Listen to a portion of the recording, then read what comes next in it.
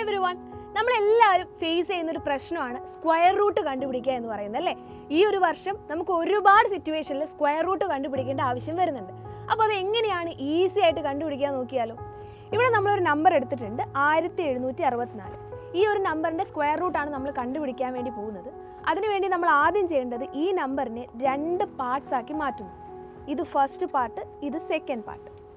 ഇനി നമ്മൾ ചെയ്യേണ്ടത് ഈ ഫസ്റ്റ് എടുത്തിരിക്കുന്ന ഈ ഒരു ഭാഗത്തിൻ്റെ ലാസ്റ്റ് ഡിജിറ്റ് ഏതാന്ന് നോക്കുക. ഇവിടുത്തെ ലാസ്റ്റ് ഡിജിറ്റ് 4 ആണ്.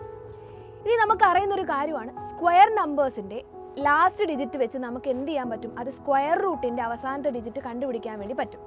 ഇവിടെ നോക്കി, ഇവിടെ 1-ൽ എൻഡ് ചെയ്യുന്ന നമ്പേഴ്സിൻ്റെ സ്ക്വയേഴ്സ് എൻഡ് ചെയ്യുന്നത് 1-ൽ തന്നെയായിരിക്കും. അതായത് 11 സ്ക്വയറിൻ്റെ സ്ക്വയർ എൻഡ് ചെയ്യുന്നത് എത്രയിൽ തന്നെയാണ്, 1-ൽ തന്നെയാണ്.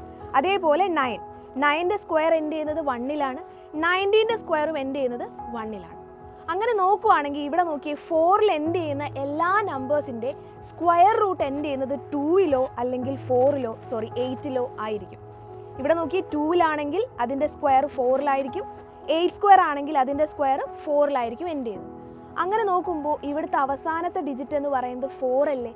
അപ്പോൾ ഇതിൻ്റെ സ്ക്വയർ റൂട്ട് ഏതായിരിക്കും, ഒന്നുകിൽ 2-ൽ എൻഡ് ചെയ്യണം അല്ലെങ്കിൽ 8-ൽ എൻഡ് ചെയ്യണം. അപ്പോൾ അവസാനത്തെ ഡിജിറ്റ് നമുക്ക് കിട്ടി. ഇനി നമുക്ക് വേണ്ടത് ഫസ്റ്റ് ഡിജിറ്റ് ആണല്ലേ. ഇത് കണ്ടുപിടിക്കാൻ നമ്മൾ എന്ത് ചെയ്യണം, ഈ നമ്പറിൻ്റെ ആദ്യത്തെ പാർട്ട് എടുക്കണം. ഇതിൻ്റെ നിയർ ബൈ ആയിട്ടുള്ള 2 സ്ക്വയർ നമ്പറുകൾ നമ്മൾ കണ്ടുപിടിക്കണം. അപ്പോൾ 17ൻ്റെ അടുത്തുള്ള 2 സ്ക്വയർ നമ്പറുകൾ ഏതൊക്കെയാണ്, 4 സ്ക്വയർ ആയ 16ഉം 5 സ്ക്വയർ ആയ 25. ഇതിലേതാ ചെറുത്, 4 സ്ക്വയർ അല്ലേ. അപ്പോൾ നമ്മുടെ ഫസ്റ്റ് ഡിജിറ്റ് വരുന്നത് 4. അപ്പോൾ ഇവിടെ വരെ എത്തി. ഇനി ഈ 2 നമ്പറിൽ ഏതോ ഒരാളാണ് നമ്മുടെ സ്ക്വയർ റൂട്ട്. അതെങ്ങനെ കണ്ടുപിടിക്കും, അതിനും ട്രിക്ക് ഉണ്ട്. ഈ 4 എടുക്കുക, ഈ 5 എടുക്കുക. 4 × 5 എത്രയാണ്, 20. 20യേക്കാളും ചെറുതാണ് നമ്മളുടെ ഫസ്റ്റ് പാർട്ട്. അപ്പോൾ ഈ കൂട്ടത്തിലെ ചെറിയ നമ്പറായ 42 ആണ് നമ്മുടെ നമ്പർ.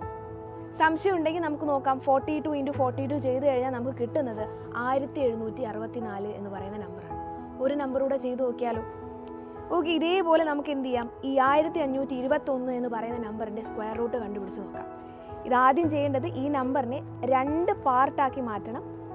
ഇതിൽ രണ്ടാമത്തെ പാർട്ടിൻ്റെ ലാസ്റ്റ് നമ്പർ നമ്മൾ എടുക്കണം. രണ്ടാമത്തെ പാർട്ടിൻ്റെ ലാസ്റ്റ് നമ്പർ എത്രയാണ്, 1 ആണ്.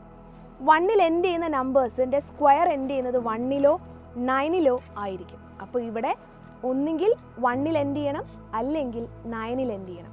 അപ്പോൾ ഇതിൻ്റെ ഫസ്റ്റ് നമ്പർ എങ്ങനെ കണ്ടുപിടിക്കും, 50ൻ്റെ അടുത്തുള്ള 2 സ്ക്വയറുകൾ, അതായത് 3 സ്ക്വയർ = 9, 4 സ്ക്വയർ = 16.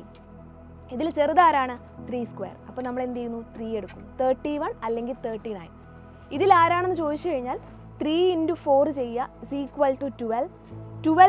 12 ആണ് ചെറുത് അല്ലെ, 15 വലുതാണ്. അപ്പോൾ ഇതിൽ വലിയ ആളാരാണ്, 39 ആണ്. അപ്പോൾ ഈ ഒരു ട്രിക്ക് ഉപയോഗിച്ച് നിങ്ങൾക്ക് എന്ത് ചെയ്യാം, എല്ലാ സ്ക്വയേഴ്സിൻ്റെയും സ്ക്വയർ റൂട്ട് കണ്ടുപിടിക്കാവുന്നതാണ്. അപ്പോൾ നിങ്ങൾക്കറിയാം, കോമ്പറ്റേറ്റീവ് എക്സാംസിന് ആക്യുറേഷൻ മാത്രമല്ല ടൈം മാനേജ്മെൻറ്റും വളരെ ഇമ്പോർട്ടൻ്റ് ആണ്. ഈ ഒരു ടൈം മാനേജ്മെൻറ്റ് കൂടെ തന്നെ ആക്യുറസി കൂടി ഇമ്പ്രൂവ് ചെയ്യാൻ വേണ്ടി നമ്മുടെ ഫാൽക്കൺ ബാച്ചിൽ പ്രത്യേകം ട്രെയിനിങ് തരുന്നുണ്ട്.